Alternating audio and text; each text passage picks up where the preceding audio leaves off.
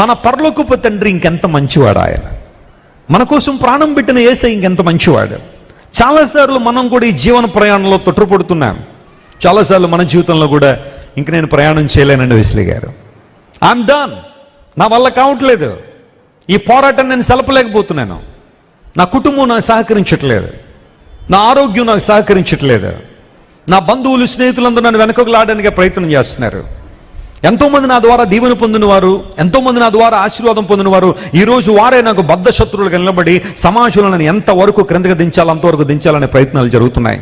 అవన్నీ వింటున్నప్పుడు ఎందుకు నేను బ్రతకాలి, ఎందుకు నేను జీవించాలా, ఎవరు నన్ను నడిపిస్తారు, అసలు ఎవరు నన్ను ముందుకు తీసుకెళ్తారన్న ప్రశ్నలు చాలా నాలోనికి వచ్చేస్తున్నాయని కొంతమంది తమ జీవితాల్లో ఉన్న నిరాశను, ఆ తర్వాత నిరుత్సాహాన్ని వ్యక్తం చేసేవాళ్ళు ఉంటే ఈ వచనాన్ని జ్ఞాపకం చేసుకోండి. పక్షిరాజు తన గూడును రేపి అల్లాడుచు తన బిడ్డలను తన రెక్కల మీద మోస్తుంది, అలా నేను కూడా మిమ్మల్ని మోస్తూ నడిపిస్తున్నానని దేవుడిచ్చిన వాగ్దానం. What a wonderful promise.